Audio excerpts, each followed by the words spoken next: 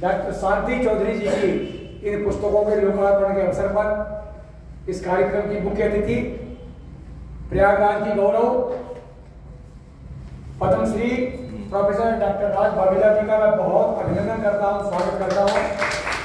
और प्रयागराज के शल्य चिकित्सा के एक ऐसे मसीहा जिन्होंने इस प्रयागराज को अनेकों विद्यार्थियों के द्वारा आज शल्य चिकित्सा के क्षेत्र में जो कीर्तिमान स्थापित किए हुए हैं, मैं उनका भी वंदन अभिनंदन करता हूं, डॉक्टर ए के गुप्ता जी।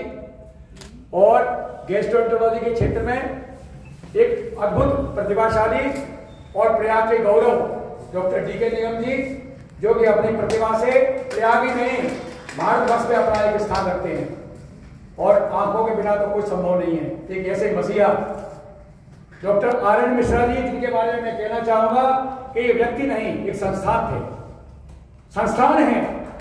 आपने मानव सेवा के संदर्भ में जो कार्य किए वो युगों युगों तक लोग याद करते रहेंगे। मैं आपको प्रणाम करता हूं, नमन करता हूं। भाई देवेंद्र प्रताप सिंह जी पूर्व से मेरे परिचित भी रहे हैं और आज इस अद्भुत ज्ञान यज्ञ को आपने साकार स्वरूप प्रदान किया, इसके लिए आप वंदनीय हैं, मैं आपका अभिनंदन करता हूं। कार्यक्रम का संचालन करने वाली बहन ज्योतिर्मयी जी, आपने अपनी वाणी से, वाणी की जादू से सबको बांध रखा है, मैं सबका आपका भी अभिनंदन करता हूं। सभागार में बैठे हुए डॉक्टर के जी Singh ji, professor S C Gupta ji और हमारे कुलगुरु professor H P Tiwari ji, मैं सबको प्रणाम करता हूं, अभिनंदन करता हूं। हमारे सहयोगी डॉक्टर अवनीश पांडे, डॉक्टर आशीष मौर्य और तमाम विद्युत विभूतियां बैठी हुई हैं, सब मनीषियों को मैं प्रणाम और नमन करते हुए अपनी बातों को आगे रखता हूं। शांति जी को मैं एक शब्द बोलना चाहता हूं, या देवी सर्वभूतेषु शांति रूपेण संस्थिता नमस्तस्यै नमस्तस्यै नमस्तस्यै नमो नमः।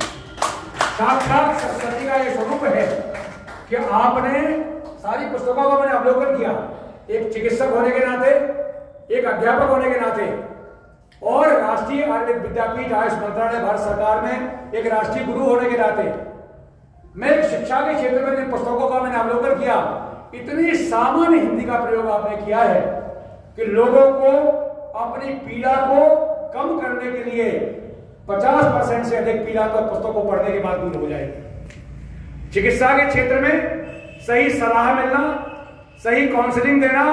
आपकी काय चिकित्सा की पुस्तक मैंने पढ़ी, मैं काय चिकित्सक हूं काशी हिंदू विश्वविद्यालय से, मैंने परास्नातक और पीएचडी किया। मैंने प्रोफेसर उडुप्पा साहब को सुना, प्रोफेसर उडुप्पा साहब का कहना था कि भाषा की सरलता बहुत महत्वपूर्ण है। दूसरी महत्वपूर्ण बात वो कहा करते थे कि पब्लिश और पेरिश, या तो किसी चीज को पब्लिश करिए या उसको नष्ट कर दीजिए। लेक्चर और लीव, या तो आप भाषण करिए नहीं आप उसको छोड़ दीजिए। साथियों, हम उस विरासत के धनी हैं। यहां बैठा हुआ प्रत्येक व्यक्ति पहले भारतीय है, उसके बाद वो चाहे एलोपैथी का चिकित्सक हो, चाहे वो साहित्य का विशेषज्ञ हो या केमिस्ट्री का विशेषज्ञ हो, किसी भी विधा से आप जुड़े हो, पहले आप भारतीय हैं और हमको अपनी भारतीय संस्कृति में गर्व होना चाहिए। अमेरिका के एक विश्वविद्यालय में मैं व्याख्यान दे रहा था, वहां पर वेस्टर्न मेडिसिन के मैक्सिमम लोग बैठे हुए थे। मैंने उनसे कहा कि पहले आप भारतीय हैं, उसके बाद आप वेस्टर्न मेडिसिन के चिकित्सक हैं, तो आपको यह गर्व होना चाहिए। उस विधा में प्रारंभ से यह कहा गया, अथातो दीर्घ जीवितयम व्याख्यायम व्याख्यास्यामः। मैं उस विधा का उपाख्यान कर रहा हूं जो दीर्घ जीवन के लिए लाभकारी है, उम्र को बढ़ाने के लिए लाभकारी है। Vedas are supposed to be written, foremost written, ancient most testimony of knowledge. इन वेद का उपम होने के नाते आयुर्वेद की प्राचीनता स्वयं स्वीकार्य है। जिस शास्त्र का मूल उद्देश्य स्वस्थ से स्वास्थ्य रक्षणम, आतुर से विकार प्रशमनम च, स्वस्थ व्यक्ति के स्वास्थ्य की रक्षा करना और रोगी के रोग का दूर करना, ये दो उद्देश्य आयुर्वेद में प्रारंभ से बताए गए। इस विधा में अभी हमारे भाई देवेंद्र प्रताप सिंह जी कह रहे थे कि यद पिंडे तत् ब्रह्मांडे, चरक जैसा कि man is miniature replica of the cosmos. यावंता पुरुषः तावंतो लोको, यद पिंडे तत् ब्रह्मांडे, human body is symbolic representation of the whole universe. Minor changes in the cosmic environment directly influences internal environment of our body, because there are three cosmic powers in the form of the sun, moon and air, and in human body we have got the representation of the three cosmic form of the bath, pitta and kapha. विसर्गादान वेक्षेपै सोम सूर्या निरस्तथा धारयन्ते जगत देहम कपिता निरस्तथा। तो ये तीनों के तीनों markers हैं। ये markers आपको सूचित करते हैं कि डायगोनल वेरिएशंस में आपका क्या हो रहा है। इतना उत्कृष्ट कोटि की क्रोनोबायोलॉजी विश्व के किसी चिकित्सा विधा में या विश्व के किसी साहित्य में आपको उपलब्ध नहीं होगी। साथियों, हमारे आचार्यों ने केवल एक बात नहीं कही। WHO के 4 उद्देश्य हैं: prevention, promotion, cure and rehabilitation. Prevention के लिए आज कोरोना कालखंड में यह सिद्ध हो गया कि भारतीय जीवन पद्धति, चाहे नमस्कार की बात करें, चाहे आहार विहार की बात करें, शाकाहार की तरफ संपूर्ण पृष्ठ आकर्षित हुआ है। मुझे आश्चर्य होता है कि मेरे पास मेल आते हैं अमेरिका और यूके से, वो जानना चाहते हैं सात्विक आहार क्या है। सात्विक, राजस और तामस आहार की बात करना प्रारंभ कर दिए हैं। ये बहुत बड़ी उपलब्धि है और ये हमारी पिता का गर्व की बात है कि हम इसको जानते हैं कि हमारे यहाँ प्रिवेंशन के लिए दिनचर्या, रात्रिचर्या, ऋतुचर्या, सदवृत्त, आचार रसायन, इस प्रकार की चीजों को वर्णन किया गया है कि ब्राह्म मुहूर्त में उठने से क्या लाभ होता है, प्रातःकाल दंत धावन से क्या लाभ होता है, व्यायाम कितना करें, योग कितना करें। ये सारी चीजें स्वस्थ रहने के लिए बहुत आवश्यक है। तो ये आयुर्वेद का एक बहुत बड़ी देन है हमारे संपूर्ण विश्व के लिए। Ayurveda is not merely a system of treatment, it is supposed to be ideal way of life, how to live in society। ये जीवन दर्शन है। तो इस जीवन दर्शन को समझने के लिए हमें गर्व होना चाहिए और आज वही लौट करके हम आ रहे हैं, उसी परंपरा पे आ रहे हैं। हमारे यहाँ कहा गया कि स्वस्थ ओजस कर्म यतु यद वृश्यम तद रसायनम। हमारे पास क्वेश्चन आते थे, यूके के एक साइंटिस्ट पूछ रहे थे, I am healthy, I am not having any problem, is there any need to take your ग्लोएड और तुलसी और ashwagandha, why I am healthy. मैंने उनको समझाया कि आयुर्वेद में लिखा है कि स्वस्थ ओजस कर्म यतु यद वृश्यम तद रसायनम। The promote the healthy individuals, health of the healthy individuals is supposed to be promotion therapy. तो आपके पास इतना बड़ा ज्ञान, अश्वगंधा, गिलोय, तुलसी, ब्राह्मी, शंखपुष्पी, मुलठी, यही नहीं, मैं बहन शांति जी को इस संबंध में भी किताब लिखवाना चाहूंगा कि आपने बाल योग को शायद छोड़ दिया है।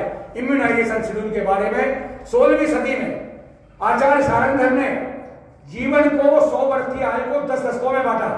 बाल्यम प्रत्यक्षर वेदांतम दृष्टि सुख विक्रमो और बुद्धि कर्मेंद्र चेतो जीवितम 10 वर्षे।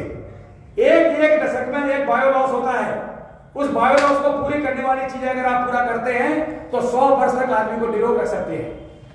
इसके लिए अश्वगंधा, भला, शतावरी, स्वर्ण इसका प्रयोग करते हैं पहले दशक में। चौथा दशक होता है जो बहुत महत्वपूर्ण है, जिसमें हम बुद्धि की बात करते हैं।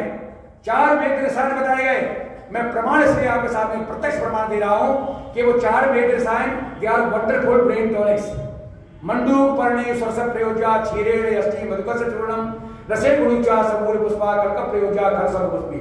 ये 4 वेद रसायन हैं। इन 4 का प्रयोग में से 2 का भी आप कर लीजिए, आप विवेकानंद की तरह एक पाठी हो जाएंगे। आप हमको पुस्तक का एक पेज दे दीजिए और 2 मिनट के बाद मैं पूरा पढ़ के न सुना दूं तो आप सामने प्रमाण देने को तैयार हो। 5000 श्लोक मुझे कंठस्थ हैं। एक इंटरनेशनल कन्वेंशन में मैंने कहा कि शीला शर्मा की हेपेटोलॉजी की किताब में 487 पेज के लाइन नंबर 5 में ये लिखा हुआ है। किताब मंगाई गई, लोगों ने देखा, उसको वेरीफाई किया। तो साथियों, हम अपने बच्चों को एक पाठी बनाएं और अपने भोजन में पिज्जा, नूडल्स, बर्गर की संस्कृति से हट करके बहन शांति जी ने जो चीजें कही हैं, ट्रेडिशनल रेसिपीज का हम प्रयोग करें।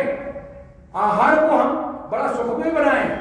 मोटे अनाज के बारे में इंटरनेशनल ईयर ऑफ मिलेट में हमारे यशस्वी प्रधानमंत्री महोदय का ये संदेश है कि हमारे थाली में मोटा अनाज होना चाहिए। चोकर के बिस्किट अमेरिका में मिलते हैं, तो हम कहते हैं कि रागी, बाजरा, ज्वार, कोदो, सांवा, ये सारी की सारी चीजें, इनके अंदर आप कैल्शियम का कंसंट्रेशन देखेंगे गेहूं और चावल से 36 गुना ज्यादा होता है।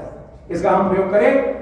और मैं अंत में अधिक बातें न कहते हुए बहन शांति जी की सारी पुस्तकों का अध्ययन मैंने अध्ययन किया, पढ़ा, और मुझे लगा कि मैं आपको गुरु स्वीकार करता हूं।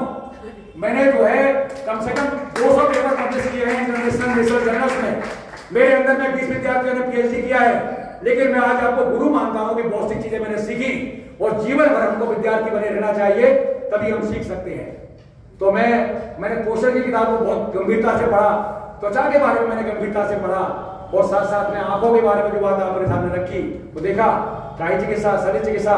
तो आपने उन समस्याओं को इतना सरल कर दिया है। हमारे प्रोफेसर गुप्ता जी कह रहे थे कि शल्य चिकित्सा से जो भय होता है, उस भय को निकालने का बहुत प्रयास किया है शांति जी ने अपने पुस्तकों में। तो मैं आप विदुषी को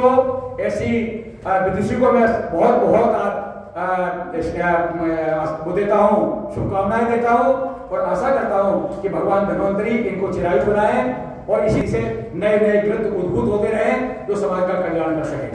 हमारे साथ भाई धर्मेंद्र सिंह बैठे हुए हैं, बड़े सौभाग्यशाली क्षण है कि आदमी को शरीर से भी लंबाई होना चाहिए और मन की भी लंबाई होना चाहिए।